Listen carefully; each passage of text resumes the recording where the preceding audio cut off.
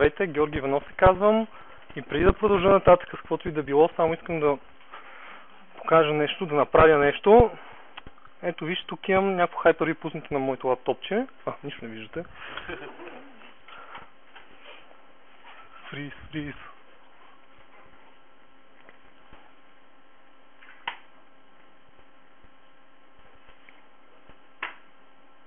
Няма фриз.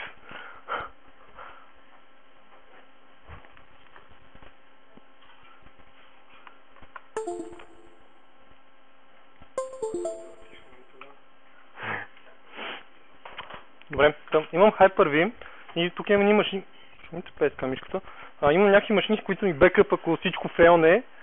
И докато говориме, теория, ще пусна едно скрипче, което евентуално би трябвало да ми билдне целия лап. Така. Трябва да видим, че ще тръгне. После ще го разгледаме какво прави, защо го прави. Тръгна. И продължаваме нататък по същество. Този семинар се осъществява с благодарението на New Horizons и Bullpross. Сега ще ви кажа няколко думички първо за тях. Предполагам, повечето познавате New Horizons, занимават с обучение, тренинги, най-различни неща. Аз също водя курсове тук, бях предишен служител. Преди от около 2 години съм в Bullpross, където се занимавам с облаци. Като цяло Bullpross занимава с най-различни неща, софтуер, deployment и development, infrastructure and cloud service, където се намирам аз, и BPO и LPO услуги. Като аз ще ви разкажа малко повече за cloud, моя отдел, моя бизнес юнит. Иначе виждате къде имаме офиси, партньори, доста бързо се разрастваме. В нашия отдел се занимаваме с най-различни инфраструктурни неща, като започнем от Access и стигнем до облаци. Билдваме публичен облак, който продаваме на клиенти за виртуални машини, Exchange, линки и така нататък, нещо като алтернатива на Azure и Office 365. И общо взето това е всичко за Bullpross. Продължавам с съществената част. Здравейте. За какво ще си говорим днес? Desired State Configuration, DSC накратко. Някой има ли е шанс да се занимава с това нещо? Никой? Никой не е пипал DSC. Дарин ми каза, че е пипал DSC преди малко. Добре, един човек е пипал DSC. И аз? Така, като цяло обявихме семинара Level 300, но ще започнем съвсем от началото. Предполагам, че всеки има някакъв опит с PowerShell. Ето това ни е аджендата. Първо ще разберем какво е DSC от високо, след което ще поговорим малко повече за един компонент, ще разгледаме каква работа върши той, основният компонент DSC-то, ще разгледаме за какво ползваме MOV файловете, ще разгледаме какво са това ресурсите, какъв е целият процес, когато се аплайва конфигурация и най-накрая ще разгледаме още много демота, но първо какво е това DSC? Това е Configuration Management технология, здравейте, която е разработена от инвентора на PowerShell, Джефри Сновър. Има много интересни неща, които могат да кажат за този индивид. Има страшни вебкасти, семинари и така нататък из интернет. Препоръчвам да ги гледате, особено тези за DSC. Ако видите семинари или вебкаст от Джефри Сновър или Дон Джонс, отделете време да ги гледате на тема DSC, на която била друга. Идеята на това е технология. Също така искам да посоча, това не е продукт. Тоест, не очаквайте нещо готово, което да отворите, да ви излязат прозорците и да кажете, искам това да се случи с този продукт, искам това да направя. Това е технология, която се очаква вие да надградите, колкото че тя е доста екстензивна, както ще разбереме, и да може да управлявате конфигурацията на вашите сървъри и всякакви други устройства, които имате в environment-ите. Ще видим също така с какво се различава DSC от други технологии, групови политики, Configurations Manager. Идеята е в крайна сметка с тази технология да успеем да доставяме деплойменти, да предотвратяваме configuration дрифтове и също така да имаме някакъв добър контрол върху това как изглежда цялата среда, да можем винаги да дрънем някакъв репорт и да получим информация за текущо състояние на средата. Ще видим, че самата технология може да работи в различни режими, може да и кажете, когато нещо не е наред, не е конфигурирано както вие искате, да се самооправи или да се опитва да се самоконфигурира както трябва. Или пък може да кажете, аплайвай тази конфигурация, ако нещо се промени, само ми репортвай. Не дей да се самоправиш сама. Също така друга основна цел на DSC е да с него, с тази технология, да успеем по-лесно да аплайваме конфигурацията в различни environment. Тоест, типично, ако имате няколко environment, докато конфигурацията стигне в продукшн, да можете една конфигурация, да я аплайнете в Dev, да тестите дали всичко работи. Ако там всичко е наред, взем същата конфигурация, евентуално да промените само някакви настройки, които са специфични за environment-ите, да я аплайнете в Prod и така нататък. Евентуално там през които environment се минава. Използва доста декларативен синтаксис, което значи, че вие просто описвате в един документ. По-подробно ще разгледаме какво правим. Искам на този компютър да има такива сервизи, те да са пуснати, да има такива софтуери, те да са инсталирани, да няма такива софтуери, да няма IIS, да има IIS. И разбира се каква е идеята. Някой може да въобще да не им трябва да разбират как работи DSC, просто да могат да попълват срещу името на продукт, да сменят искам да го има на искам да го няма. Въобще няма да му трябва да разбира какво е това PowerShell, докато други ще им трябва да разбират много добре какво е PowerShell, тъй като ще видим зад колисите използва адски много PowerShell. Хубавото на цялата технология е, че open source, доколкото може да се каже, т.е. може да видим целият source код на повечето главни компоненти и евентуално да си променим нещо, ако ни трябва. И Джефри Сновър, ако се върнем няколко години назад, преди да сервер 2012, каза нещо много интересно, когато се появяваше PowerShell. Каза, че ще наложи като стандарт на всички в Microsoft Common Engineering Criteria, преди да се реализира някаква функционалност от операционна система, да има PowerShell модул за нея. Всичко, което може да правите през графичен интерфейс, да може да се прави през PowerShell. В скорошни семинари чух същото твърдение, което той направи, че преди да се релизнат нови фичери в новите операционни системи, които се очакват да излязат, ще има изискване те да могат да се управляват с DSC. Което очаква, че евентуално всичко ще може да управляваме с DSC прямо Microsoft. Така, каква е идеята на DSC-то? Идеята е да имаме някаква конфигурация, да може да си я декларираме някъде. И да кажем, искам IP адресите на даден компютър, бил то на локалния или някой отдалечен, да бъдат така настроени, DNS настройките да му са така и там да има някакъв софтуер, който да се изтегли от тук, ако го няма. Това може да е мрежови share. Това е ID-то на софтуера. И ако кажем ensure, както пише тук, ensure present, DSC да направи така, че този софтуер да го има инсталиран. Ако го има инсталиран и тук пише absent, искаме DSC магически да направи нещата така, че него да го няма, да се махне. Всъщност така изглежда конфигурацията, ако я правите през PowerShell. Има много начини, по които може да дефинирате конфигурацията. Но зад колисите, независимо какъв начин използвате за да дефинирате конфигурацията, тя се сея в едни MOV файлове. И реално DSC използва тези MOV файлове, за да аплайва конфигурация. Но от много голяма полза би било, ако разбирате от WMI и MOV. Ако нещо трябва да се научите, ако трябва да работите с DSC. И каква е идеята? Да има един MOV файл. Независимо с какво той е направен, било то написан на ръка. Има third party продукти вече, които се появяват, които могат да генерират такива MOV файлове. Да вземете този MOV файл и да го аплайнете към най-различни неща. Било то серверите в Data Center, било то в облака. Между другото Azure поддържат, когато се дигате виртуални машини, през Remote PowerShell да се вържат към тази виртуална машина и да кажете, искам да ми аплайнеш този MOV файл. Не ме интересува как ще го направиш, аплайни го. Естествено, ще видим какви са изискванията, за да може нещата да се случат. Това е идеята на DSC.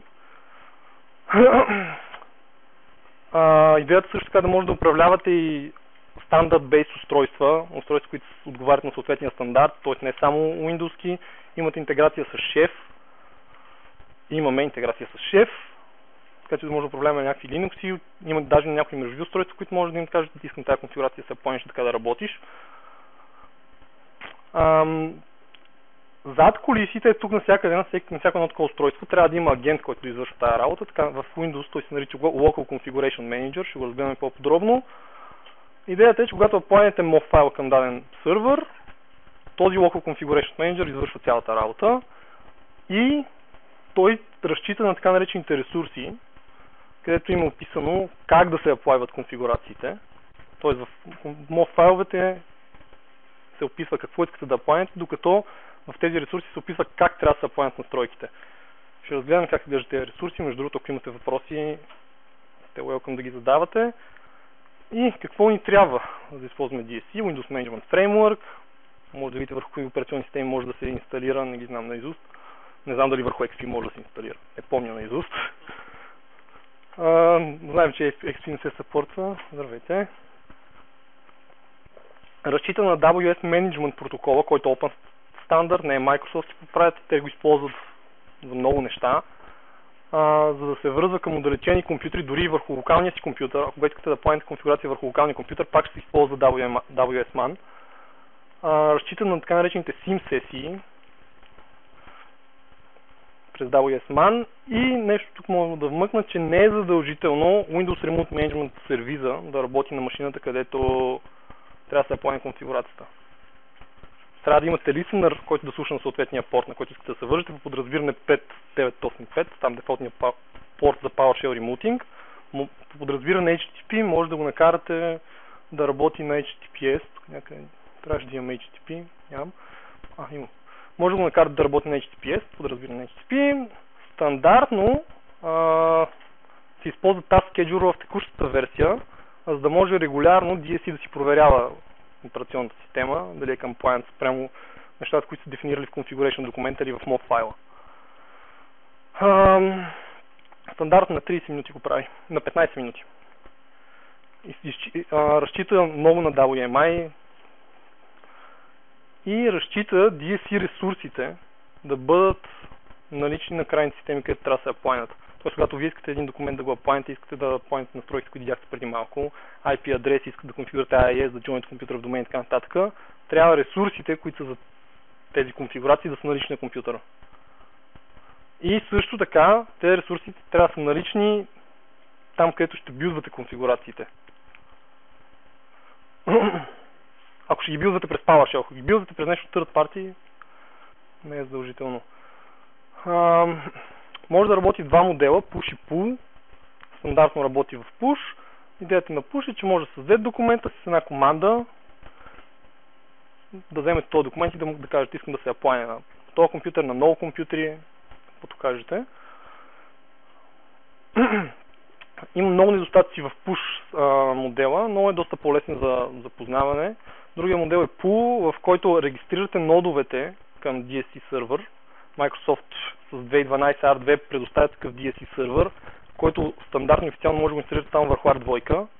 Има някакви workarounds, които може да го инсталирате върху 2012 без R2, но не са официални. И идеята е, че тук първото нещо, на което ще наблегна, е, че трябва да регистрирате компютъра с сървъра. Има си един процес, с който трябва да генерирате уникален GUID, който да дадете на компютъра, да кажете на компютъра, това е GUID, който трябва да използваш, и след което и на сървъра да кръщавате конфигурациите, имената на MOV файлове със същия GUID. И идеята е, че клиентите, когато се връзват към сървъра, ще си поискат файл с името на GUID, който са му задали. Какви са бенефитите да използвате Pull сервер? Клиентите си теглят конфигурацията. Ако им липсва някой DSC ресурс, могат да си го изтеглят и него, ако сте конфигурирали. Всъщност, Pull сервер има няколко endpoint. Един endpoint, откъдето клиентите си теглят конфигурации, друг endpoint, откъдето клиентите си теглят ресурси, ако им липсват, и трети endpoint, откъдето клиентите си рапортуват compliance endpoint. Какъв им е статуса. Добре.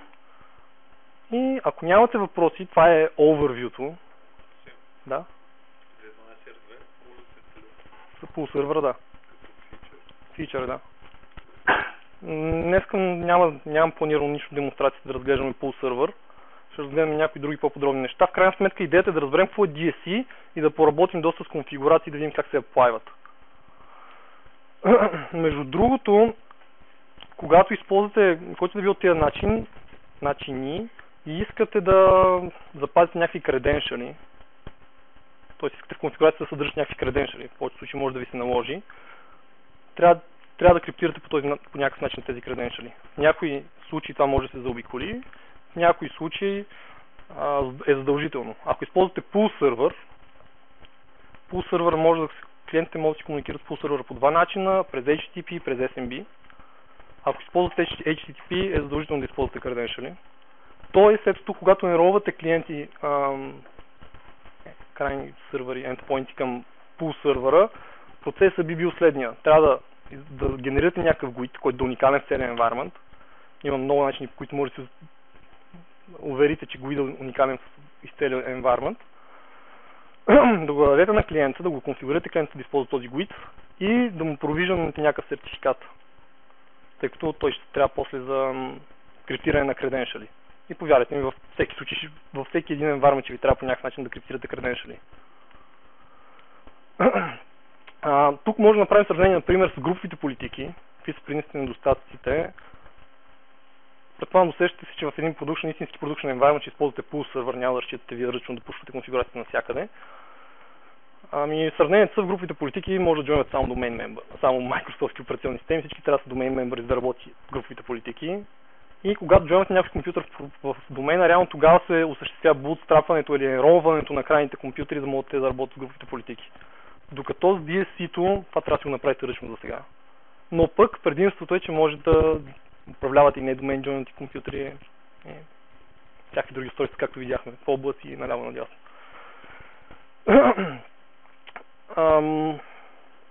Local Configuration Manager. Това реално е компонент, който работи на компютрите, който се грижи, като му се даде конфигурация, той да направи всичко, което трябва, за да я аплайне. Какви са неговите задачи? Да получи конфигурация, да провери за наличието на ресурсите и зависимост от режима. Ако използвате push режим, т.е. вие пращате конфигурациите, ресурсите, които се използват в конфигурацията, примерно ресурса за IP адрес и за нетворкинг, има такъв ресурс, има ресурс за IIS и ресурс за работа с домейн. Ако в конфигурацията е описано, трябва да преконфигурираш компютър с тия IP адрес, да го джойнеш до мен и да дигнеш IIS, тези три ресурси трябва да смърниш при компютъра. И след което всеки един компютър, в зависимост от това как е конфигуриран, всеки един Local Configuration Manager, може ли само да си аплайне конфигурацията, да аплайва и да рапортува, когато нещо не е наред, и да аплайва и да се опитва да се аутокоректва. Като ще погледнем после по-подробно какво реално представлява аутокоректа и че той не е някакъв магически. Ами вие, ако искате наистина да го направите да работи, трябва да разбирате какъв е целият процес, да отидете да видите какво правят ресурсите и да добиете представа дали ще сработи аутокоректа. Тук идеята на аутокоректа в общия случай, ако някой промени някаква конфигурация някъде, тя да се върне към старата стойност. Или по някакъв начин, ако се промени, или някакъв софтуер, ако изчезне по някаква причина, да се върне после. Нещо подобно. Подразбиране, DSC лога, всичко, което прави в Operation лога. Имат още два други лога, които не са enable по подразбиране. Трябва да накарате Local Configuration Manager да работи в debug режим, за да може да виждате там събития и да си ги пуснете съответните логове в Crimson Channel Event лога. И това е архитектурата на този Local Configuration Manager. Да видим как ми върви деплоймента. Идеално. Той е имплементиран като WMI клас, като SIM клас.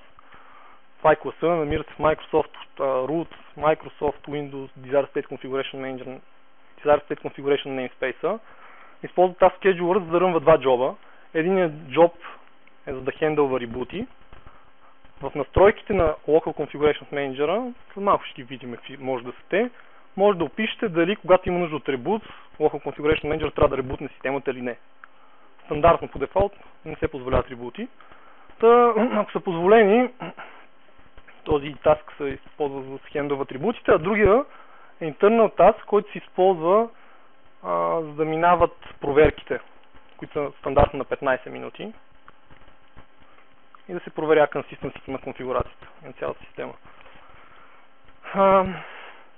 Каква е идеята? Пушвате някакви конфигурации, пушвате MOV файл с конфигурацията, тя се сейва на файловата система и ще видим, че DSC си пази старата конфигурация и можете да ролбекнете с една команда.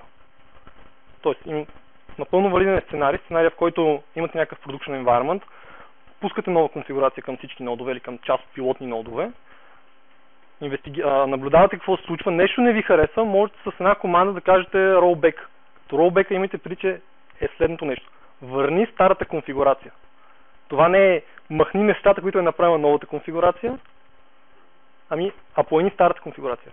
Тоест, ако в старата конфигурация нямате нищо свързано с инсталиране на софтуери, а в новата конфигурация сте казали, искам да инсталираш еди кой си Skype for Business, примерно, или нещо подобно. Когато върнете старата конфигурация, не очаквате, че Skype for Business ще се анинсталне. Добре, ще го питаме. Когато е apply only once и там каква е опцията, как реално разбира, че го е изпълнил вече това нещо? Тук нещо важно е, казах ви, че когато се... Малко ще го видим, малко ще си отговориш на въпрос. Добре, какъв би бил метода да успеете наистина да направите истински rollback? В случая, в който, да речем, частния случай, инсталирате софтуер. Както видяхте на конфигурациите, ако се върна някъде назад, на ресурсите, извинявайте, на някои от тях имате property ensure. Може да проверяте ли софтуера го има или не. Метода може да бъде първо да пушнете конфигурация, в която да казвате софтуера не трябва да бъде там. След това да пушнете конфигурация, в която да кажете софтуера трябва да бъде там. Да видите дали нещата се чупят, ако се чупите да направите rollback. Само разбрахте каква е идеята.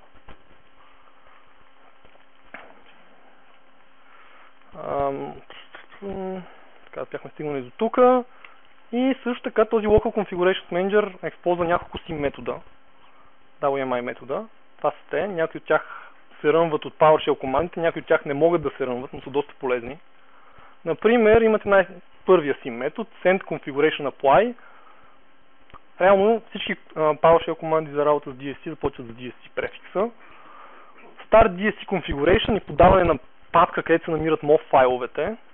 Тази команда с параметър path и пътя, където се намират MOV файловете, ще накара командата да провери какви MOV файлове има и за всеки един MOV файл, по името на MOV файла, да се опита да се вържи към съответния компютър по името на MOV файла и да му аплайне съответния MOV файл, като ще викне този метод на отдалечения компютър. Той ще направи remote sim сесия. Имате get configuration, с която може да проверите какви настройките аплайнали. Имате test configuration, с което връща true или false и ви показва дали системата е compliant или не е compliant с настройките, които сте аплайнали. И тези тези методи, които съдържат мета или local в PowerShell команд, се използват за аплайване на конфигурации relate до Local Configuration Manager.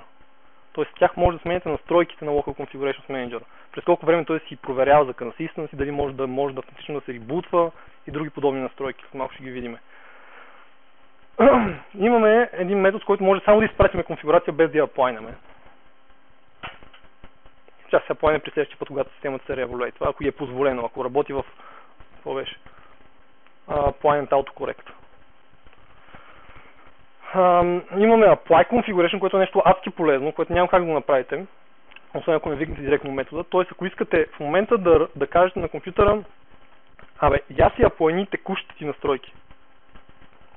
Без да чакате там тази schedule да ги аплайне през колко си време. Текущите. Не искате да аплайнете някакви други нови. Трябва да викнете този метод. И всъщност, нека да видим, ето тук, вижте, всъщност това, което прави целият ми DSC е да деплойне няколко машинки. Ето тук има един конфигурационен файл, където се казва, имаме дефинирани няколко машинки, вижда ли са? Имам моя Hyper-V хост, който е моя нод, това е моята машинка, и имам една машинка DC1, сервер 1 и долу сервер 2. Реално, аз виждам тук, че на сервер 2 нещо е фейлнало и казахме обаче, аз знам защо е фейлнало, казахме обаче, че в момента би трябвало да мога да кажем на Local Configuration Manager ми, аплайни на ново конфигурацията. Трябва да мога да видя дали в момента сервера, моят компютър е compliant с текущата конфигурация или да я аплайна на ново. Нека да видим дали ще стане. Get sim, нека да видим първо класа. Казахме, че в namespace root, Microsoft, Windows, desired, state configuration и name му е class name MSFT DC Local Configuration Manager DCS LO Ето го. И вижте, той има няколко метода. Ако направим select, expand property, ще видим какво има в тези property на sim, class, methods. Самия клас има поле, където пише какви методи съдържа. Аз искам да ги видя с select, expand property. Това property ще видя какви методи има. И тук имаме метод apply configuration. Тоест би трябвало да мога да го викна този метод. Това може да директно ми през WMI, не с sim command, да работя с него. Invoke, sim, метод, namespace, class name,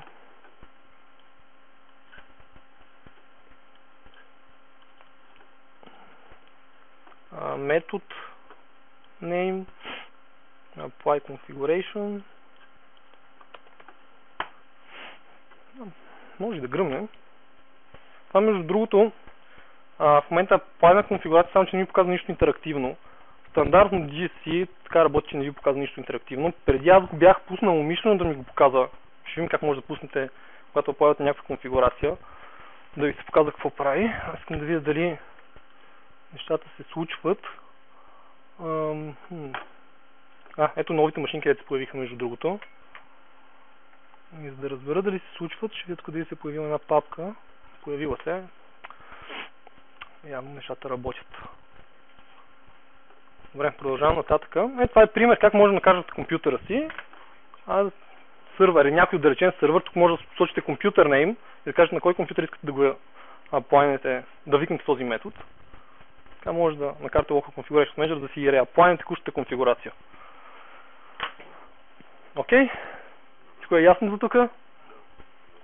Страхотна технология, нали?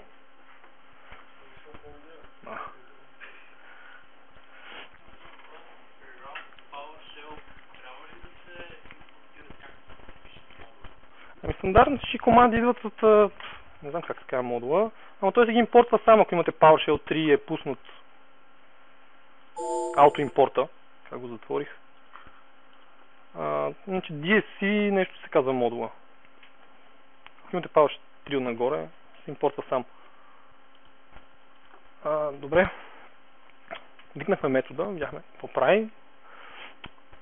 Какво представлява целият процес при аплайване? В крайна сметка, аплайването може да се стартира от два начина. Или когато Local Configuration Manager е конфигуриран да работи в pull mode, си тегли конфигурацията от някакъв сървър, или когато вие викнете метода, било то ръчно за аплайване, или било то през PowerShell командата.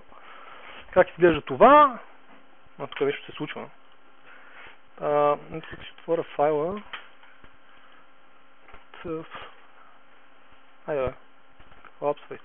Изглежда с Start DSC Configuration, казахме. Това е команда за аплайване. Малко ще видим какво правят другите неща. Така казвате, провери в този път каквито MOV файлове има. Я да видим този път кафе. Каквито MOV файлове има тук. За всеки един от тях се опитай да се вържиш към компютъра по това име и да му аплайнеш MOV файла. И също така можете да кажете, всъщност не аплайвай всички MOV файлове, ми провери дали има там MOV файл за този компютър и само тази конфигурация по-ини. И в момента аз му казвам, и това е името на моя компютър, стартирай конфигурацията по-ини, ако има файл с име AHBG, както ми се казва локалната машина. И ако има такъв MOV файл с това име, го по-ини на локалната машина. И му казах, нали, да изчака, тъй като това стартира един джоб, който ако не му кажеш да изчака, ще ръмва там някакъв бекграунд, няма да виждам какво се случва. Казвам му изчакай, докато джоба приключи, също така ми показва и върбо стрима. Добре, така започва аплайването на конфигурацията. След това какво се случва? Първо се валидира MOV файла, всякакви проблеми. След това се копира на съответния път там в цел Windows System 32 DSC Configuration в Pending MOV файл и започва да се аплайва. Ако се аплайне успешно, текущия MOV файл, който е бил преди, ако е имало такъв, преди това е имало някаква конфигурация, тя е седяла в current MOV файла. Ако е нямало никаква, нямате current MOV файл. Така че ако успешна конфигурацията, previous MOV файла се копира всъщност pending MOV файла, се копира в current MOV файла, а current MOV файл отива в previous MOV файла. Тоест, конфигурацията се запазва. и вие в previous MOV файл имате предишната конфигурация. Backup MOV е в случай, че се кръпне current MOV. Та, по всяко време може да кажете да викнете метода restore DSC configuration, или това е командата, или този метод, и да кажете реално apply това, което правите, казвате reapply наново previous MOV файла. Backup MOV би се използвал, ако current MOV е corrupted.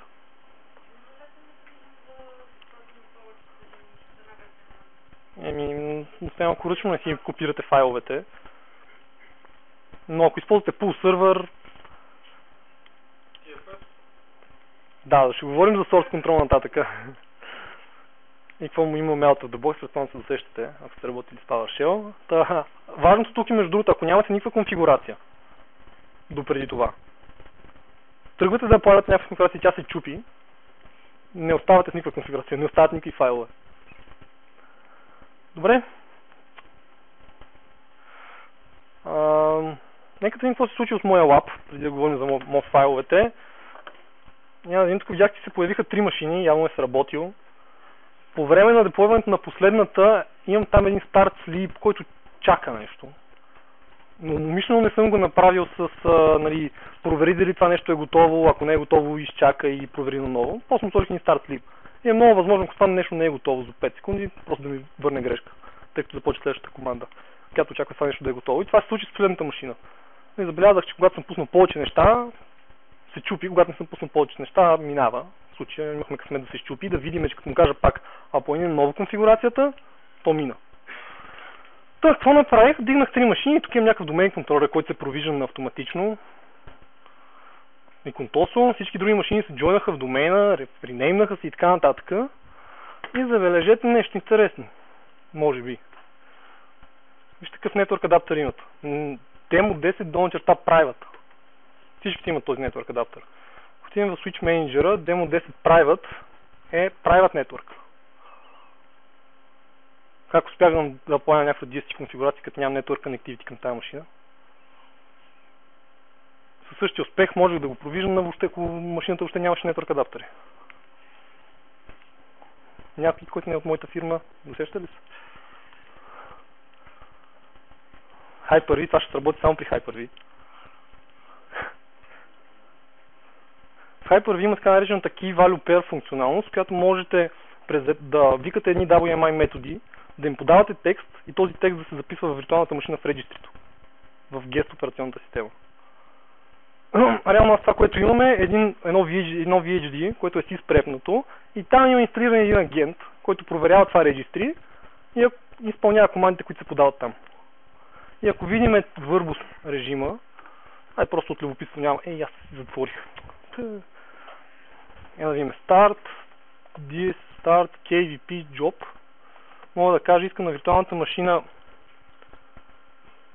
която съм се конектнал, сервер 2, Demo 10-сервер 2, Demo 10-сервер 02, да изпълниш следния скрипт блок.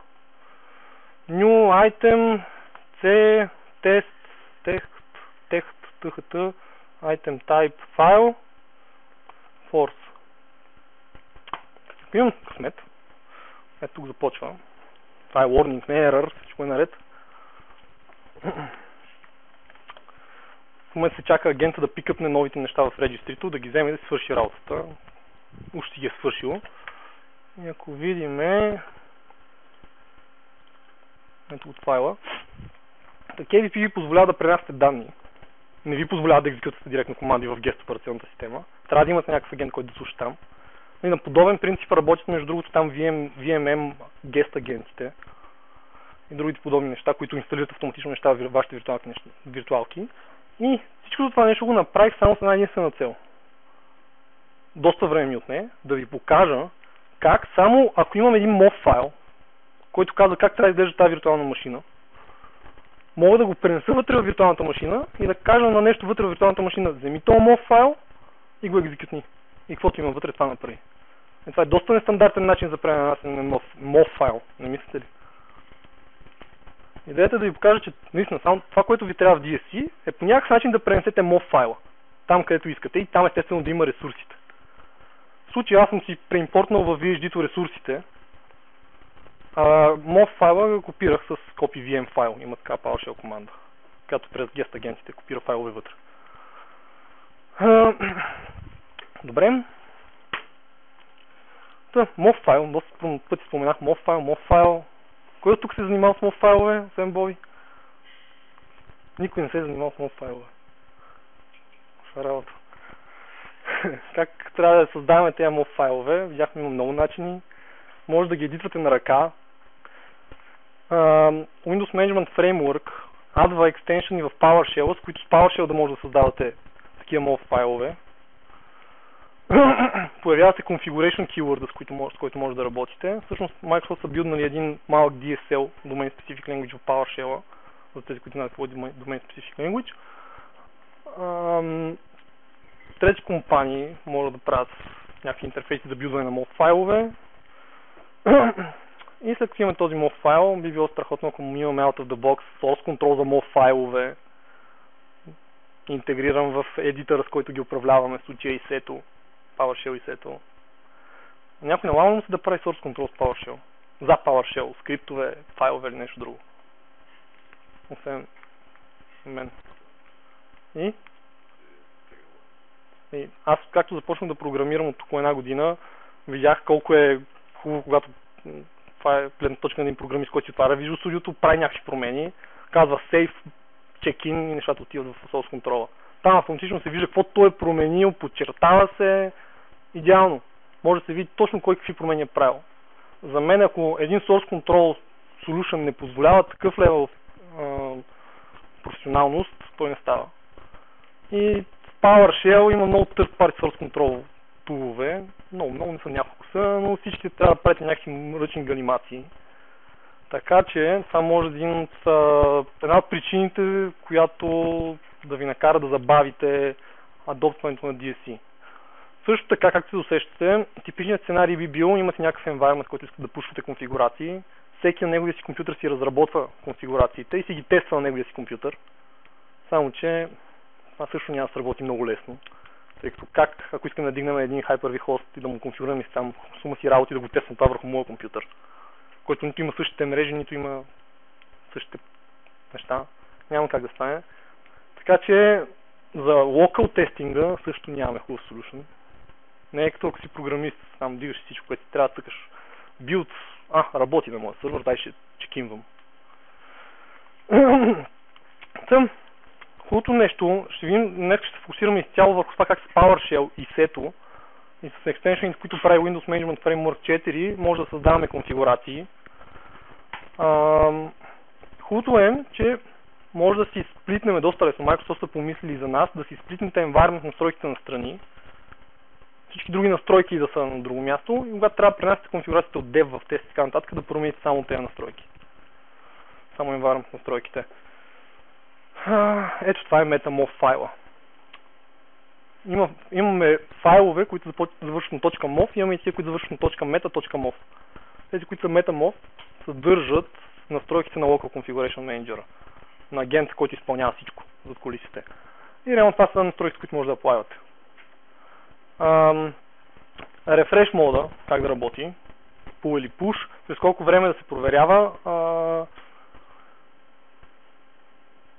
consistency, дали локалната система е compliant с текущата конфигурация, през колко време, ако имате pull мод, клиента да си тегли конфигурацията от pull сървъра. Тук има някакви специфични настройки за pull сървъра. Ако ще използва сертификата, thumbprint на сертификата, стандартно агента работи с local system, може да му кажа да работи с други credentials, reboot if needed. И някъде трябва да имаме configuration ID. Стандартно тук имате локалната машина, имате на локалната машина. Ако ще ползвате сценарий с pull сървър, искате клиентите да се вързват към него и изтеглят конфигурациите, ето тук трябва да конфигурирате въпросния GUID, за който говорихме. Досещате се в някакъв хубав environment, за да стане всичко както трябва да имате поне два pull сървъра. Може ако се изчупи един и другия да работи с еднакви конфигурации. Трябва да конфигурирате клиентите. За генериране на GUID-овете трябва малко да си поиграете. Трябва някъде да ги записвате на shared location, било то в база или някъде другаде. И реално, когато генерирате нов GUID, да проверят дали него вече го няма в базата. И ако го няма, тогава да казват, този GUID става. Ще го регистрирам на компютъра. С някой NLB отпреде, с някакво лот баланса отпреде, не NLB отпреде, ще свърши идеална работа. Тествал съм го, става. Много е важно да нямате повтарящи се гуидове. Някои рекомендват за гуид да ползвате гуида на машината, ако ще използвате пул сервер. Т.е. това са ни клиентите тук, за да стане ясно, това е пул сервер и това е втория пул сервер. Някои рекомендват, за да може лесно да идентифицирате машините, използвате техния гуид. Само че това не е много добра идея, защото всичко, което прави клиента, когато се връзка към пул сервер, за да си тегли конфигурацията, казва: дай ми конфигурацията за този гуид. Той не се автентикира. Също какво стане? Всеки може. Има хиляди начини, които може да видите конфигурацията на някой, гуида на някоя машина. Така че гуида се счита за confidential информация на машината, в случая. Или по-точно не на машината. Гуида, който сте регистрирали в Local Configuration Manager, се счита за confidential информация и не е хубаво да е лесно откриваем и така нататък. Добре.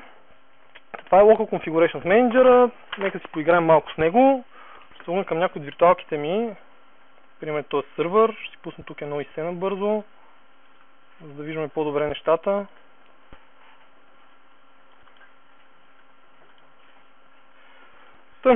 Казахме, че имаме команди, които започват с DSC. Видяхме как се изглеждат. Ако искаме да видя в момента дали сервер е compliant с настройките, които съм му пушнал. Айде бе. Още мисли. Между другото, има един доста голям недостатък в текущата версия, че когато работите с DSC, и сето е адски бавно. Защото непрекъснато се опитва да паса конфигурации и така нататък. Ще го видим след малко. Това се очаква да бъде оправено в следващата версия. И е оправено, има вече превю на следващата версия. Get първо тест DSC configuration, да видим дали компютър е compliant с текущата конфигурация. Казва, да, compliant съм.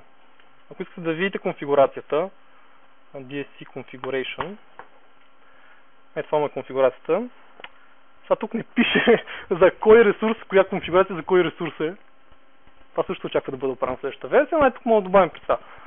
Дал съм му някаква конфигурация, която гласи, че това трябва да са му мрежовите настройки, това трябва да са му DNS настройките. Това трябва да са му някакъв фичър, който съм му казал да се инсталира. Модула за PowerShell, за AD. Тук съм му казал да се join в някакъв домейн. Не, всъщност тук съм му казал да чака. Тук ресурсът се казва wait for domain. Идеята на този ресурс е да чака да се появи такъв домейн. Тоест през едикъв си интервал на колко си пъти проверява дали съществува такъв домейн. Изчаква домейна да се билдне, тъй като същото време паралелно се билдва DC някъде. Другата е машина DC. И когато се билдне тя, продължава нататък. Другото много готино нещо, как ще видим след малко, е, че може да конфигурирате dependency между тези различни ресурси. Което аз съм направил. Казал съм, първо направи IP адресите. На втората конфигурация dependency е първата конфигурация. На третата dependency е втората и така нататък. И реално, понеже на тази последната dependency е на тази, която реално казва на компютъра да се join в домейна, в тези, които си домейни седи физически креденшали, съм ми казал dependency да й бъде предишната конфигурация. И така се join в домейна. Тестваме нещо. Аз тук имам някакви готови екзампли. Например, configuration example. Как изглежда конфигурацията, която билдваме? Това нещо ще го махна за малко. Configuration keyword и след това слагам име на конфигурацията. Малко ще видим, защото може да ни трябва да го помните това име, или да имате някакви конвенции за тези имена. След което казвате на кой node, имаме друг keyword node, на кой node това конфигурация искаме да аплайнеме. Тук може да имате някакъв for each, или да сложите няколко нода, изредени с запетайка. И отвътре да имаме един скрипт блок, който дефинира конфигурацията за всеки един такъв нод. И тук имам конфигурация за два ресурса. Казвате за кой ресурс, какви настройки искате да сложите и трябва да сложите някакво име за тази специфична конфигурация за този ресурс. Идеята е, че ако искате да билдвате dependency-та, използвате тези имена. Типа на ресурс и името. Тоест, тук ако искам да билдвам dependencies, малко ще го направим. Малко ще ми почна правя. Тук имам казвам, ще използвам ресурса package, който се използва за инсталиране на софтуери и за махане на софтуери. Искам да инсталирам някакъв демо софтуер, това е гуида на софтуера. Трябва да го имате. Той се намира на този share, искам да е present и аргументите, които трябва да се подадат за инсталация на MSI пакета с това. И... Опа. Може да се на PowerShell, може да се на някакъв C-Sharp. Първото нещо, което ще направя е, ще си копирам тези файли, защото ги нямам копирани във виртуалките. Тук в Source, в Software. В Software, добре, ще си копирам, къде ги бях сложил, в C, Software, някакъв share съм направил тук. Тоест това ще го шерна. Казахме, че стандартно Local Configuration Manager-ите работят с Local System. Така че тук ще дам права на Local System. Sharing.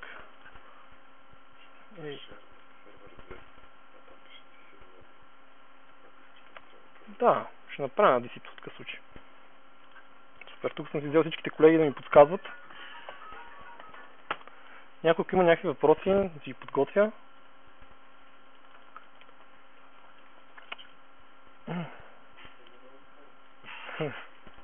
Да, тук имам някакъв демо софтуер, доста примитивен.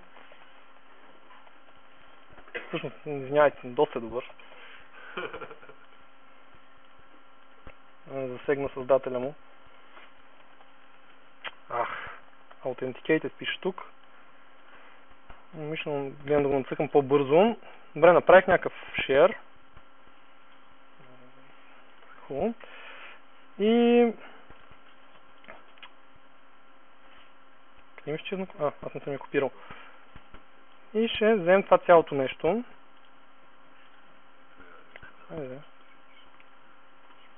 Ще го махна, както ви казах. И ще направя най-симпъл сценария, в който имам само един ресурс. Ето този. Една конфигурация с един ресурс, на който му казвам на локалния компютър, апойни този пакет, като настройки, с които искам да го напоя нещо тези. Всичко изглежда доста просто, нали?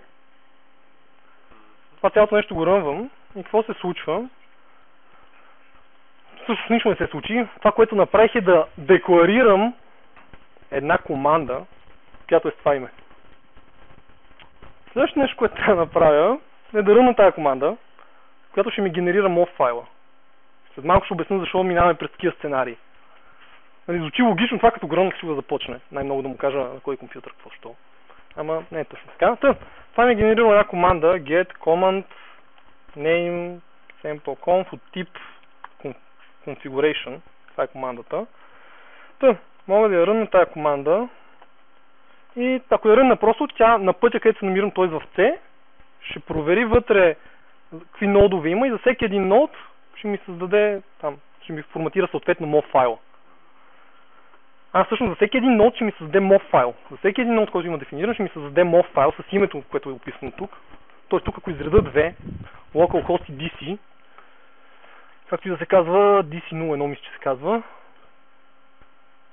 Не може ли да има запетайка, бе?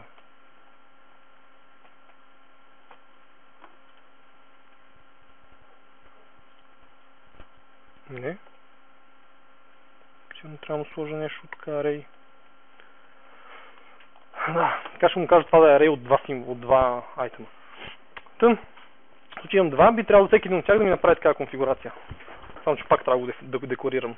Тъм, след което рънвам го това нещо и мога да опиша path, output path, което да му кажа къде да ми създаде MOV файловете. Стандартно в момента ми ги създаде на C. Да му кажа C, config, в C-config имам тези MOV файлове, след което за да кажа на local configuration, за да пусна тези конфигурации, трябва да използвам start DSC configuration. Start DSC configuration и да посоча пътя, откъде да се вземе за конфигурации. C-config. Това ще провери за всички MOV файлове, в случая двата, и ще опита да направи конекции, remote SIM конекции към тези два сървъра и да им прати съответните файлове. Видяхме, че мога да скопна и да кажа, искам само на тези, кой си компютър да изпратиш файла, другите да ги пренебрегнеш. И това ще направим на всичките. Verbose, за да видим какво се случва, wait, за да го изчакаме. Ще ще рънне schedule job в background. Даже интересно, най-вероятно не успя да се вържи някъде. Да, не е успял нещо Kerberos Authentication да направи към... Трябва да го напише с FQDN-а. На сервер 2 малко ще анализираме върху условия, всичко изглежда наред, т.е. би трябвало да го имам този софтуер на сервер 2.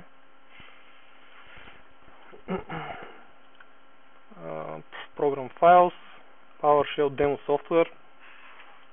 Ето го. Да. Видяхме, че се инсталира. Сега DC01, дали така се казва, ping DC01, да.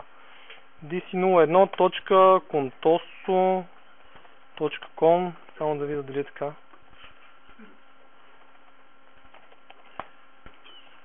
Напитаме пак. Генерирах си файловете. Рънвам командата, за да ми генерира в config 2, тъй като в config вече има някакви файлове. Не това.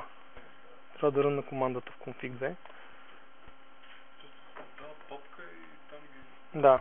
И след което казвам Start DSC Configuration, отиди в config 2, виж какви файлове има.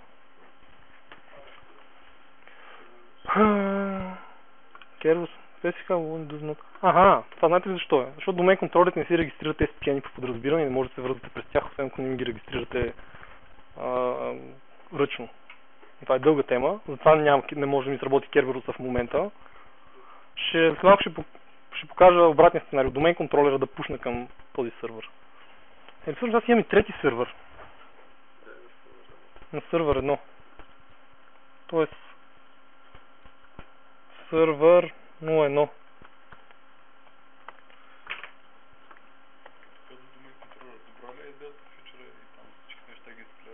Не. Отделно.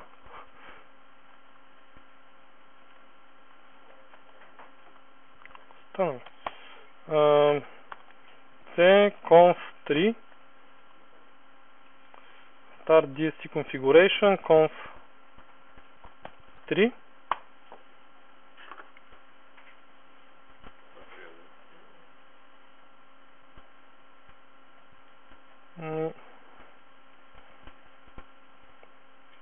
нещо с гората не е наред явно.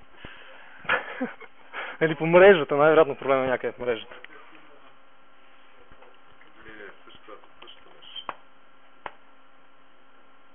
Че аз нямам пинг към този сервер.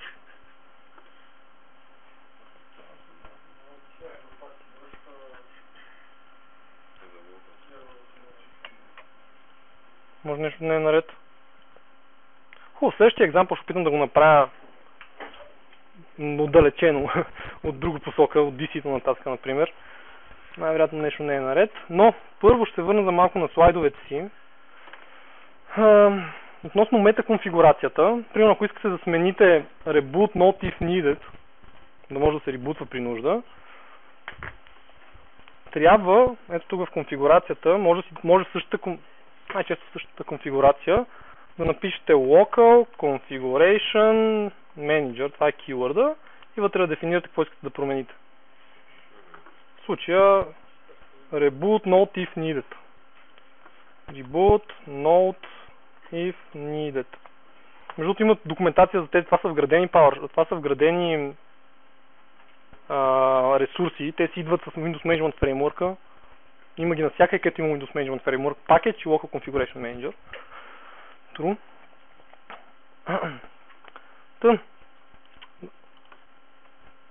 Тук идва въпрос, дали можем тези настройки да ги дефинираме в една конфигурация, тези другите в друга конфигурация. Може някой му се стори удачно. Данни конфигурации си държи в един файл, други в друг файл. Текущият недостатък на платформата е, че на една машина може да си аплайне само един MOV файл. Което значи, че цялата конфигурация на тази машина трябва да седи в MOV файла. Не можете да аплайнете два MOV файла, примерно един да съдържа настройки за локалната машина, другия да съдържа настройки за каквото и да било за IIS, третата съдържа настройки за нещо друго там, файловата система, четвъртата съдържа настройки за активната директория. Типично така бихме си сегрегирали настройките в групови политики, ако ползваме. Това в момента не е възможно. Всичко трябва да е в един configuration mode. Съответно всичко трябва да е дефинирано в една configuration функция или команда. Това е нещо, което ще се оправи в следващата версия. Microsoft казва, че това нещо ще се появи в RTM на следващия Windows Management Framework. Все още е в превю и още го няма в превюто. А превюто е доста финално. Не знам къде ще дойде. Казва, че ще дойде все още. Може да го скипне в крайна сметка. Затова конфигурирам Local Configuration Manager в същата конфигурация. В случая. Ако ръмна тези две неща, пак дефинирам функция, нищо не се случва, просто съм си дефинирал функция. Ръмвам функцията conf4 и това, което да term local, нещо съм сбъркал сигурно с как се пише Local Configuration Manager. Local Configuration. Това е защото котката ми щупи юто.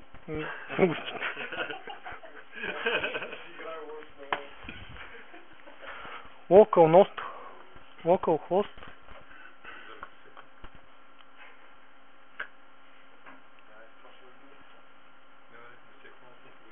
Не. Може ли conf4 все пак не се създава? Не е създало нищо. conf4. Какво? Array this node. Да, пробваме само за localhost. Честно казвам, така набързо не мога да разбера какво иска от мене.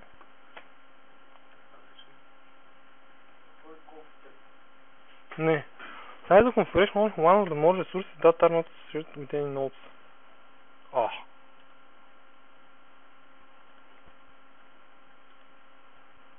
Много странно.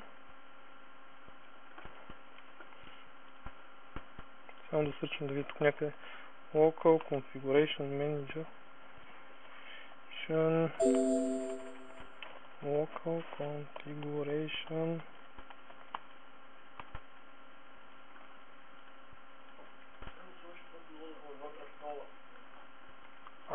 Да, не съм го сложил в нода.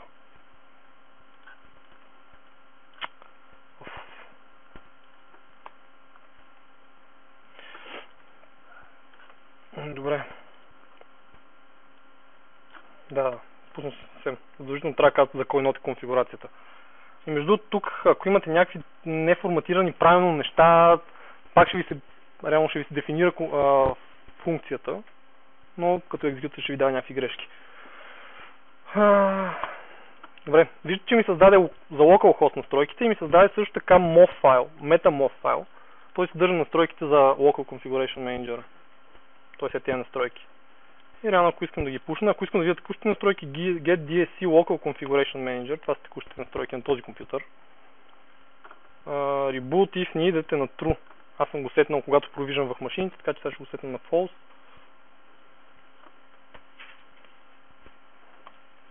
И start DSC configuration path conf4 wait verbose. Казвам, че всичко е наред.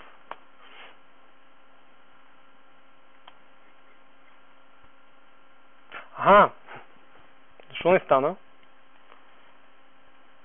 Защото казах start DSC configuration. Тази команда се използва за да аплайвате само конфигурации, които са за цялата операционна система. Ако искате да конфигурирате Local Configuration Manager, трябва да използвате Start DSC Local Configuration, ако не се лъжа. DSC Local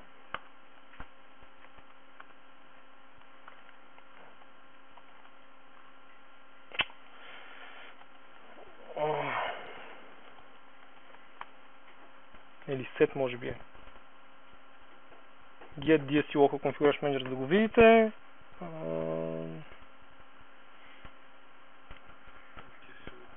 Set. Не, старта ми е set.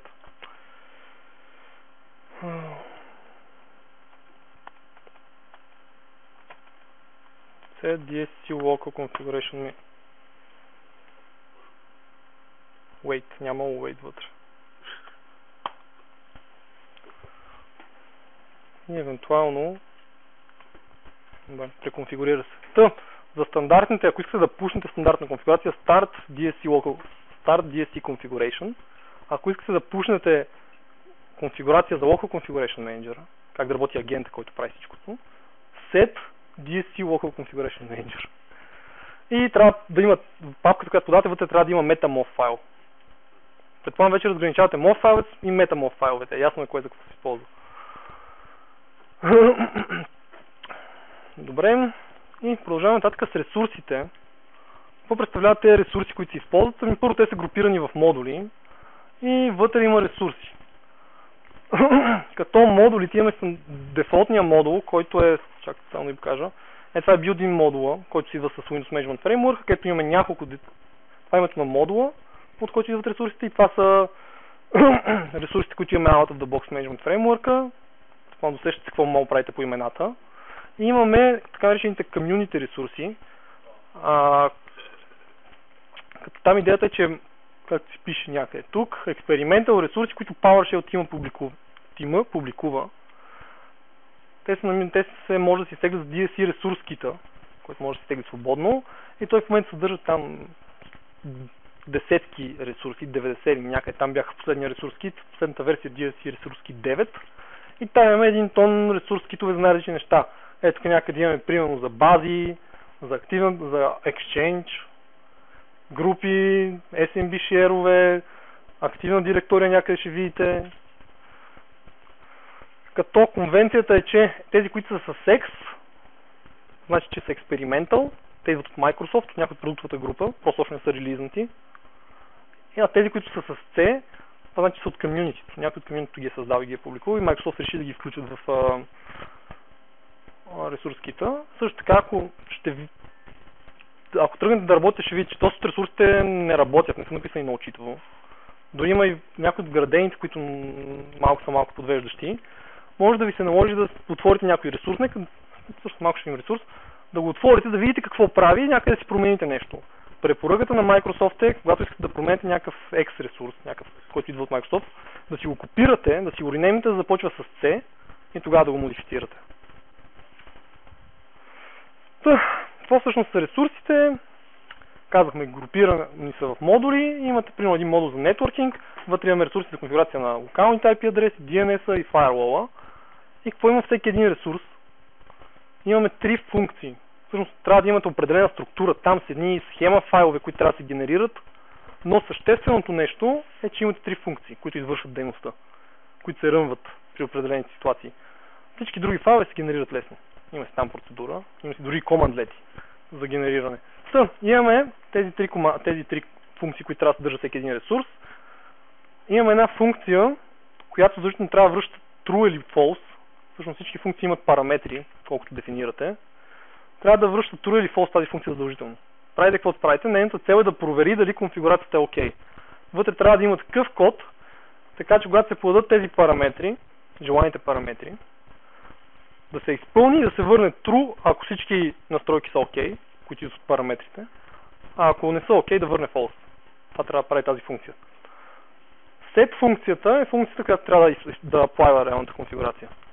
Тоест, това ако ще правите къстъм ресурс за джойнване в домейн, например, и ще подавате domain name и credential, тук трябва да имате два параметра, domain name и credential, и трябва в тези domain name и credential вътре функцията да джойнва в домейна. И имате get функция, която идеята е да проверите текущата конфигурация. Това, което тя трябва да връща, тази нищо не трябва да връща, тази, което трябва да връща е хеш таблица с стойността на параметрите. Текущата стойност. И вътре кюовете на хеш таблица трябва да са имената на параметрите. И реално това, което ще ви се визуализира, е параметрите, които сте подали и стойностите, които са въвели. Така може да видите много лесно какви са текущите настройки.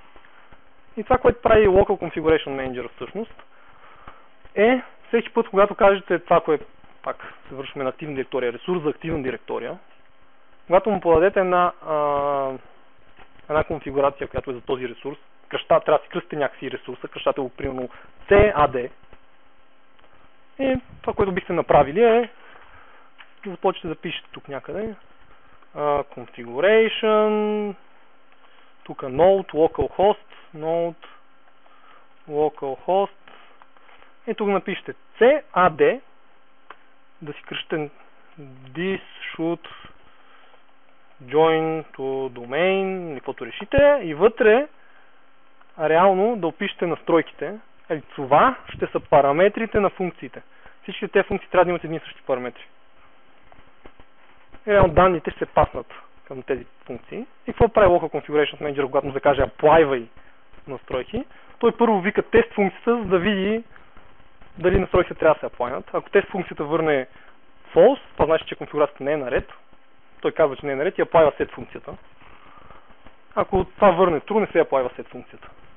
И когато викнете с get DSC configuration, реално се вика get функцията и тя ви връща някаква информация. И ето за сравнение, като напиша get DSC local DSC configuration, ми се връща хеш таблица за софтуер, който съм инсталирал. Ако помните, последната конфигурация, която аплайнах, беше да инсталирам някакъв софтуер. И това са параметрите, които аз съм подал, текущите. Ако викна test DSC configuration, ще ми се покаже, ще се викне тест функцията, ще се провери дали този софтуер е инсталиран. Предполагам, разбрахте как са структурирани ресурсите. Ключовото е, че името на ресурса става keyword вътре в конфигурацията, package.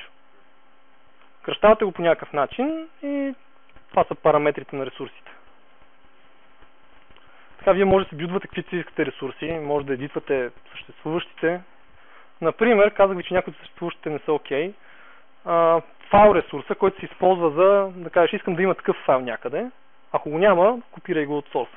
Тоест, това е source destination. Аз го имам някъде тук, нека да ви покажа. Тази голяма сложна конфигурация. Айде, защото ми работи контрол има. Файл. Някъде в началото трябва да имам файл. Ето тук имам файл. Казвам source destination, force и ensure. Ensure казвам, този файл искам да го има. Ако тук е absent, казвам, този файл искам да го няма. Тогава не трябва да дам source, естествено. Къде ми е source? Това е директория, затова нямам source. Мога да създам файлови директории. Ако е файла, като се ръне този ресурс, очаквате да се провери дали файла го има или го няма. И тук сега е въпроса как работи тази функция в background, как проверява файловете. Тук може един допълнителен параметър, който е checksum и може да опишете функция, там SHA функция, успя да се използва да се сравняват файловете. Ако я няма тази функция, в документацията в TechNet пише, че ще се проверява по името на файла. Ако там има файл с това име, ще счита, че този файл е окей. И в случай аз билдвам виртуални машини, като създавам виртуалните машини, трябва да им създам VHD, да копирам от base VHD от друго VHD. Това би ми свършил работа на пръв поглед, нали? Какво се оказа? Оказва се, че всъщност не се гледа името на файла, ами се гледа last modified. Досещате, че виртуалната машина непрекъснато променя VHD-тата. Това няма да ми свърши работа. Затова това, което аз направих е да си дефинирам. Имате друга много хубава ресурс, скрипт. Това е ресурс, с който можете да сложите 3 скрипт блока. Досещате се какво правят. Get, set и test. И да кажете, за да провериш дали този ресурс е аплайнат, изпълни get, не тест. Ако той върне true, значи всичко е наред. Не изпълнява и set. Ако обаче теста върне false, изпълни сета. И това е, проверя дали файла го има, ако го няма, го копира. Доста simple. Това проверява по името, сигурен съм. И тук имам depends on, казвам, този ресурс депендва на предишния ресурс. Някой изгубих ли вече? Всички са тук, супер. Това са ресурсите. Така също, мога да ви покажем всъщност къде се намират ресурсите, къде трябва да ги сложите. Microsoft допускат, всъщност може да ги сложите навсякъде, където PowerShell гледа за модули. Тоест, знаете, че PowerShell има една променлива environment, PS module path. Environment PS module path, която съдържа всички пътища, ако ги сплитна с точка и запетайка, къде да се гледа за модули. И те препоръчват да ги слагаме в тези програм файл с Windows PowerShell module след тук. Ако имате third party. Аз съм си теглил целият ресурс kit, съм го сложил тук. И това са всички. Ето, например, xwait for domain. xwait for domain. Не, той е в X-Active Directory. Имаме модул X-Active Directory, където имаме ресурс, DSC resources, xwait for AD domain. И реално аз мога да го ползвам, да кажа на някой нод, чакай да се дигне домейн. И това е. Чакаш. Ако се дигне, продължаваш нататък. Ако не се дигне, гърмиш грешка. Това прави. И тук виждам, че има някакъв пъсен файл, да. Да, като модули. Има си правила, няма да навлизаме в детайли, да не ви обърквам каква трябва да е файловата структура, кой какъв файл трябва да е. Може да си ги прочетете.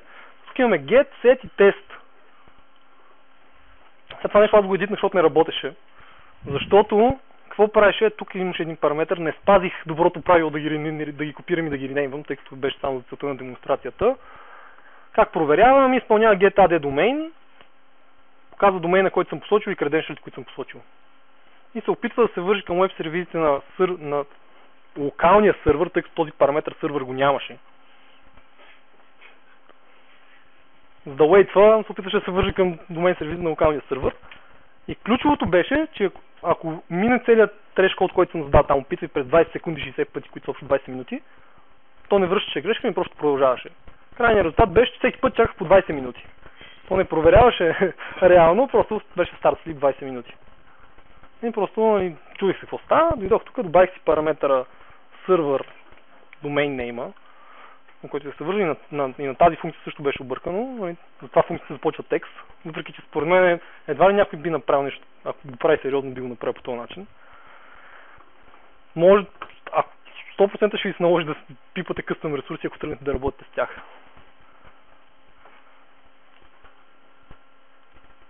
И, ако нямате въпрос, ще продължаваме нататък.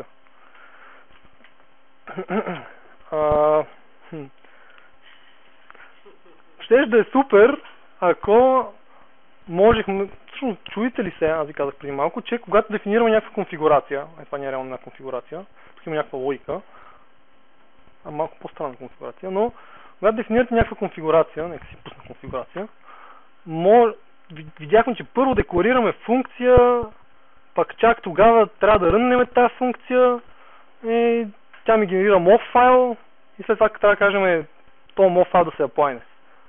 Не можеш ли като рънна тази функция, тук отдолу, sample conf, не можеш ли като рънна тази функция тя директно да аплайва MOV файла? Да го генериш да го аплайва.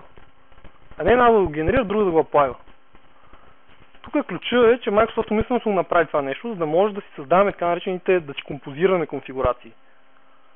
Да може да направим, ако знаем, че за нашите стандартни, даже имам някъде такава, стандартни виртуалки, DSC Demo Configurations, name Demo Files. Стандартно за една виртуалка може във вашата организация да гласи, тази виртуалка трябва да я създам, трябва да създам файлове, да я създам switch, евентуално да едитна VHD-то, да инсъртна някакъв натен файл вътре, или пък просто първа стъпка да я създаде виртуалната машина за VMM, което ще би било в някакъв друг софтуер. Втората стъпка може да я добави тази виртуална машина в бекъп, третата стъпка може да я добави в мониторинг и процеса за провиждане на виртуална машина. Всичко ще да е супер, не досещате с това колко ред би било в една конфигурация. Това, което Microsoft ни предоставят е възможността да сложим един парам-блок най-отгоре в конфигурацията. Така че когато тръгваме конфигурация да може да подадем някакви параметри. И след това тази конфигурация да използваме като ресурс на друго място.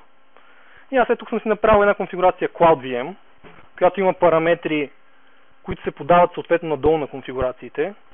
Има name, computer name, switch name, path и така нататък. И когато се дефинирам, ето дефинирах сега, след това ще създам една друга конфигурация, където да кажа, искам на локалния ми компютър, между тук нямате node keyword и script блок. И искам на локалния ми компютър да създам една Cloud VM-ка. Следи какво си име и реално това са параметрите на горната композит конфигурация. Доста по-готино изглежда, нали? Тук има доста сериозен use case. Да може така да си групирате конфигурации, си композирате, да билдвате леери на абстракция в един вид. Нещо, което с груповите политики е доста по-трудно и доста по-не-юзер-френдли. И да използваме, всичко работи. Да пробваме VM1, test VM, Билдвам си такава конфигурация. Рънвам този config, за да ми генерира MOV файл.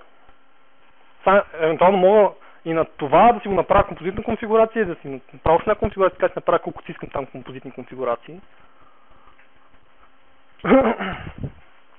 Но в случая рънвам, за да ми се генерира MOV файла. След темп ми се генерира MOV файла и това би трябвало да ми създаде виртуална машина. Тук се копира VHD-то и след малко би трябвало да се създаде. Това е нещо много готино. Когато видях за първ път и казах супер. Това ще е супер. Само че има един проблем. И проблемът е, че не работят dependency-тата в текущата версия.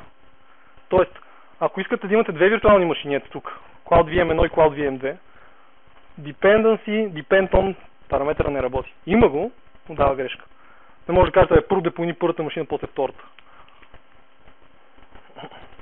Именно заради това в моята конфигурация, това е снимка от днес, колегите ме снимаха и аз сетих веднага къде мога да я сложа. Тоест, ако погледнем моята конфигурация,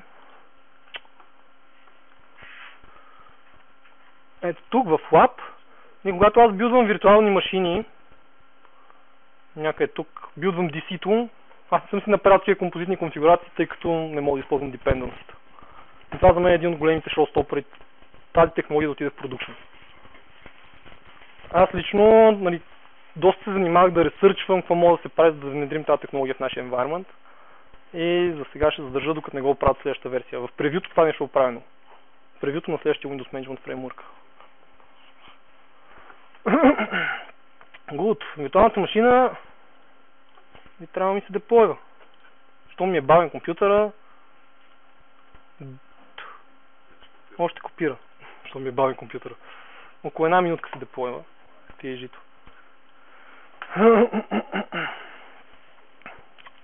И за да обобщиме. Дефинираме конфигурация, след което рънваме конфигурацията, за да създадем MOV файлове, или пък имаме тук вътре може да вика други композитни конфигурации. И накрая там, където са ни се компилирали MOV файловете, може да ги пушнеме. Като това е в pull сценария. Push сценария, когато ние от някакъв клиент ги пушваме по сървърите.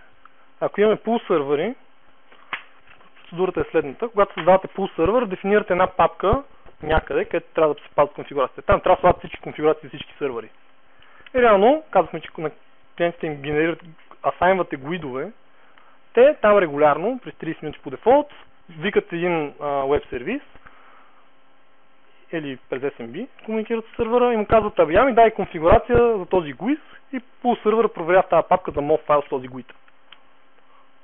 Съответно, тук не трябва да пишеме localhost, ами тук трябва да слагаме GUID-овете на машинките. И съответно, MOV файловете ще ми се генерират с GUID-овете на машините.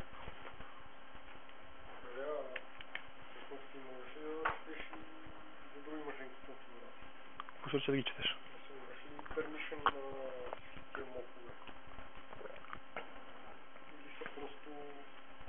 Ако знаеш GUID, може да викнеш конфигурацията на другата машина. Като се автентикираш ти. Да.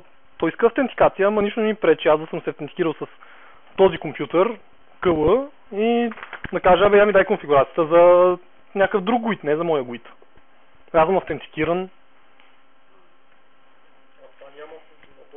На този етап не знам в превюто, не съм се интересувал дали ще го правят. Затова ви казах, GUID е конфиденциална информация. Генерирайте, като го държите някъде сейф. Какво? Да гледа всички GUID-ове? Трябва да намерите AES специалист, който тук да направи някакъв филтринг на... Филтринг по-скоро или да, AES е extensible, може да го накарате да проверя. Но, това казах, това е технология, не е продукт. Доста неща ще трябва да си ги билднете. Например, това нещо, за да влезне в продукшн, според мен трябва да си билднете една PowerShell команда или каквото и да било там, което когато има нов клиент, в случай имате pull сервер, да генерира GUID, да издава сертификати, да дистрибутира всички неща и ги конфигурира, да bootstrapва компютъра. Демос. Това е като цяло всичко, за което ще си говорим днес. Аз вече показах повече. Ето ми машинката вече се е създала, даже се е ръннала. Нещо интересно е, ако видя сегашната конфигурация на хоста, get DSC configuration, казва, че знаете защо ми гърми в момента? Казва ми, че има нещо, което не е наред. Между другото, вижда ли се да изгаса? На края на семинара. Да повторя. Проблемът е, че аз вътре в моята композитна конфигурация, къде ми е генерирана? Ето е тук. В композитната конфигурация използвам скриптове. Нали така? И get скрипта ми няма нищо. Казахме, че когато викам get конфигурация, това вика всички get скриптове и ми визуализира данните от тях. Когато няма нищо get скрипта, гърми с грешка. Но няма значение, аз вярвам, че имам правилната конфигурация. Би трябвало с DSC, ако изтрия тази машина и кажа, я си провери за нови, как се трие машина? И кажа, я си реаплайни текущата конфигурация, то да я реаплайне. Нали така? Тоест да ми създаде нова машината, дайте да изтрие и VHD-то, да кажете тук, не това VHD, че това ако го изтрия, ще стане лошо.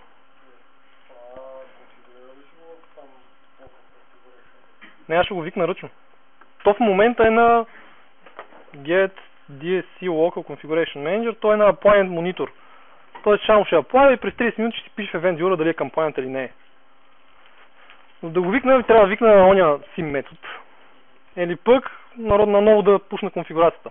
Само че ако пушна нова конфигурация, това няма да е apply с текущата конфигурация. Това ще му кажа apply тази нова конфигурация. Нищо, че мов файловете са еднакви. Get sim class namespace root Microsoft Windows Desired state configuration class name MSFT DSC local и оцелико select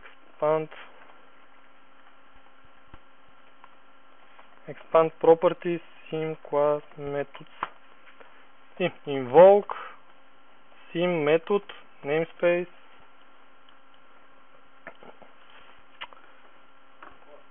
class name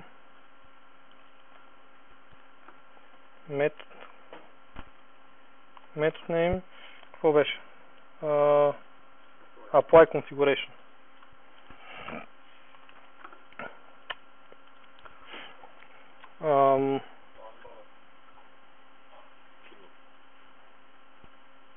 Още не е.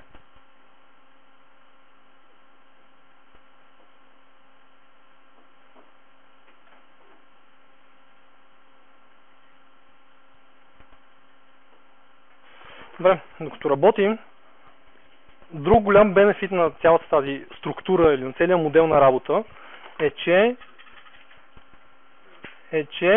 с примерно с композитните конфигурации, това са композитните конфигурации, по всяко време може да кажете, всъщност аз освен да тия всички неща, които правя на моите виртуални машини, искам да правя още нещо повече. Искам, примерно, да ги регистрирам в коя си нова система, инвентори в SCCM-а. Това се внедрява в момента. Имате някакво ново изискване за всеки един обект от тип Cloud виртуална машина. И това, ако трябва да го правите в някакъв друг место, какво трябва да направите? Трябва да видите всички виртуални машини, които вече съществуват, да ги пачнете тях и да промените скрипта, по който създавате нови виртуални машини. Това, което аз мога да направя, просто, ако използвам DSC, е просто да дойда тук и да кажа, искам вече на тези виртуални машини най-накрая да правя още нещо. Тук си дефинирам другия ресурс. И когато рънна целият скрипт, новите MOV файлове вътре ще имат това ново изискване. Като аплайна тези нови MOV файлове, било то на стари нови машини, които създават, всичките ще се реаплайнат с новите настройки. И тук идва един много важен въпрос. Сейф ли е DSC да аплайва настройки в production? Е така.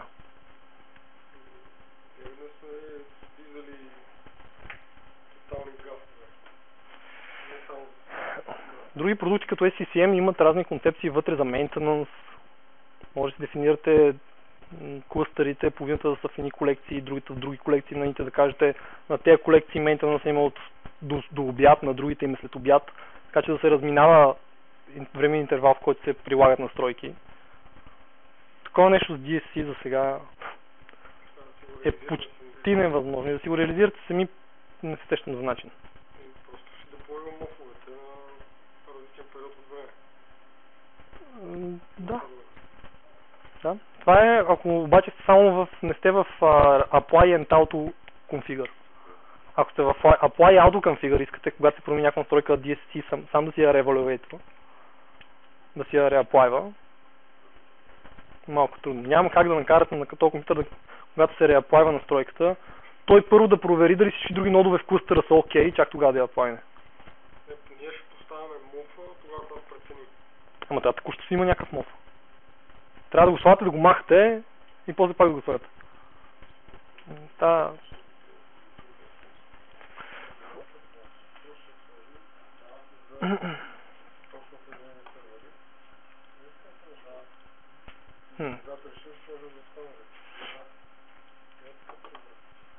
Добре, тъй като имаме време, мислете, ако имате някакви въпроси, аз ще ви покажа само още нещо интересно. В файла, с който между другото, ако имате някакви къстъм ресурси, които искате да използвате, трябва първо да си ги импортвате. За да може тук всичко да ви работи. Там, където билдвате конфигурацията. Нещо интересно е, казах ви за environment конфигурациите. Можете да разделите част от конфигурациите в друг файл. Това е нещо, което аз съм направил. Можете да дефинирате файл, който да съдържа, не е задължително да съдържа, аз не съм си го отворил, не е задължително да съдържа точно тези нодове, но това е стандартно, да има една хеш таблица вътре, която да има следните килове. All nodes key и тук може да има точно каквито искате килове. Като стойност на тези килове в config може да сложите някакви настройки. Каквото си искате. Тук може да имате config и тук отдолу да имате environment config. И да знаете, това са нещата, които са специфични за всеки един environment, пък другите някакви общи настройки.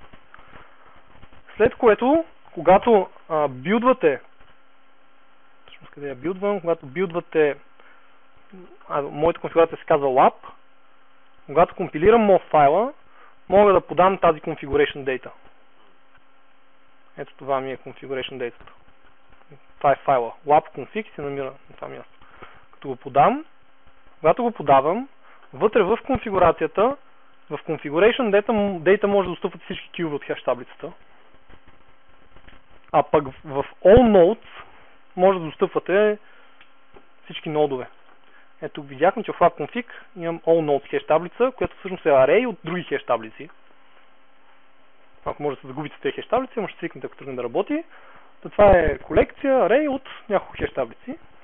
И това, което аз правя, тук съм си дефинирал име, роля, аз съм си ги измислил. Ако искате да може да пренасите credential без да криптирате, трябва да сложите токи. Без сертификати, без никакви работи. Това е за demo purposes. И ето тук казвам node. Искам на node. И това са all nodes where node row equal hyper-v.node-name. Тоест това взима всички нодове, филтрира с where, някакъв скрипт, филтрира, за да ми вземе тези, които имат роля Hyper-V и по-точно да вземе тяхното property node name. И в крайна сметка с хеш таблица с нодовете, името на нода седи в property node name. И така, реално ще би било също, ако тук напиша node и изреда всички елементи в този array, които имат node row Hyper-V. Ето тук надолу, така аз си конфигурирам Hyper-V хоста. Тук надолу имам all nodes, за domain controller, всички, които имат domain controller. И тук отдолу имам всички, които имат member server и node row има VM и VM row има member server. Измислил съм си ги там набързо. Това ще ми вземе всички, които имат member server. В случая аз имам този и този, нали така. И за тях почва да билдва, в случая ще билдне два MOV файла. Ако там имам 3 елемента, ще ми билдне 3 и така нататък. Има нещо много ключово за скрипт ресурсите. Чакай.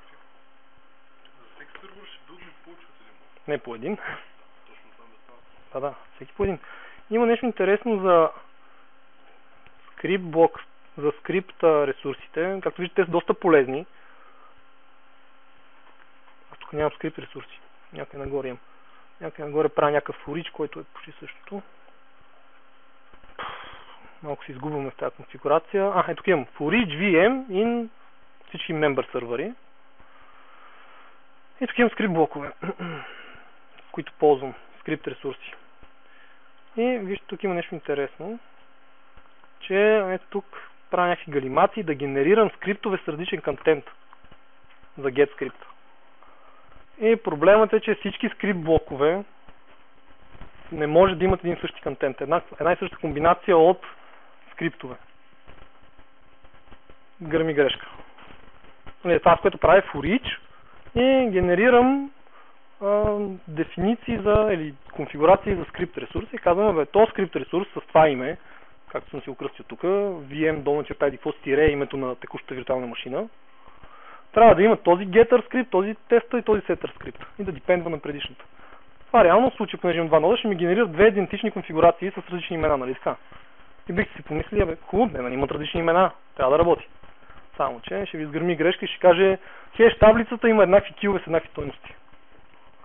И затова това, което аз правя, аз в един от скрипт, този getter, понеже не го ползвам, просто генерирам някакъв скрипт, някакъв текст, конвъртвам го в скрипт блок, така че вътре да има някаква различна стойност.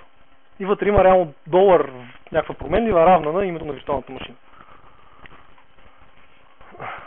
Има такива неща, които ще трябва да си правите, ако ще да ползвате продукт.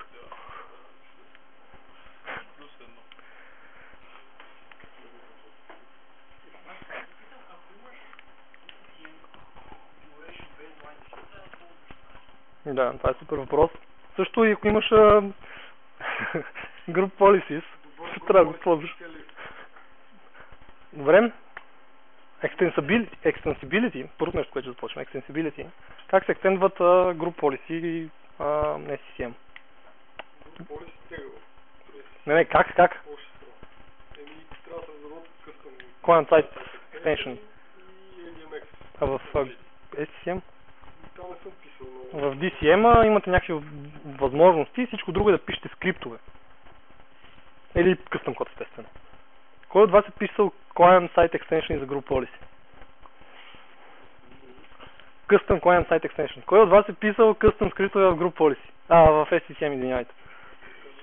Кой от вас е писал PowerShell скриптове, които да проверяват дали нещо го има и ако го няма да го създадат? Двама, трима. Никой не е писал PowerShell скриптове.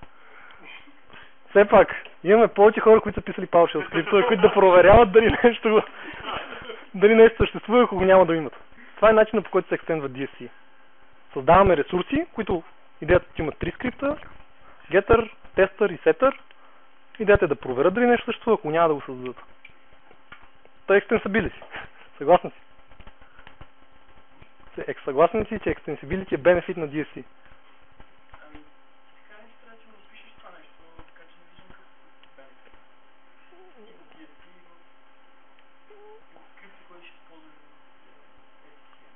Да, доста по-трудно да работиш с скриптове в SCCM, отколкото тук. Добре. Да, DSC, Configuration Manager има много други предимства, естествено. Казаха maintenance прозорци, нещо mandatory за production environment. Compliance също работи добре. Abstraction обаче е доста по-труден там. Начинът да създаваш това, което може да направиш, да създаваш композитни конфигурации, да кажеш, това ми е Cloud VM-ка или Company VM-ка. Така трябва да гледам моите Company VM-ка. Искам 5 машини от този тип. Това нещо за DSC с SCCM много по-трудно. Да. Но това е един от другите бенефити. Кажа как ще трябва да сравняваме това спрямо SCCM, просто да ги гледаме като едно А пък и плюс това... с другото, как може да се гледа? Да, между другото най-вероятно се очаква в SCCM да има интеграция с DSC, както се сеща в следващите версии. Така че ще видим какво ще се случи. Там най-вероятно нещата ще върват много друго. Тоест, SCCM ще стане като продукт, който да използва технологията. Както VMM е продукт, който използва Hyper-V технологията. Например. И пак...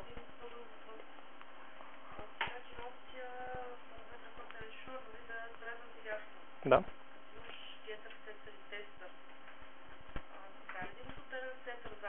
Не. Това, което ще трябва да направиш е тук да си направиш...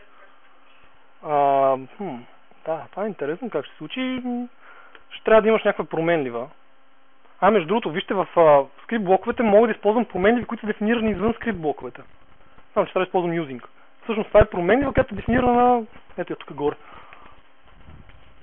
Мога да си направя променлива, това се използва за да създава диск на виртуалната машина. Може да направя променлива с име. Диск на виртуална машина ensure. И вътре скриптът проверява. Това е един от начините. Не съм си играл да подам параметри на скрипт блоковете. Не знам дали може. Вероятно може. И това върши работа. Нестандартно скрипт блоковете могат да се параметризират.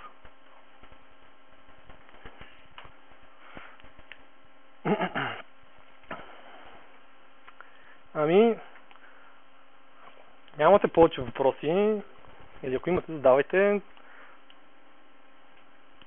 После мислим с колегите да отидем да почерпим по една биричка, някой, ако иска, добре дошъл в локалното пицария. Май. Да. Може да продължим дискусията, също така след семинарчето. Аз ви благодаря за вниманието, надявам се да ви било полезно.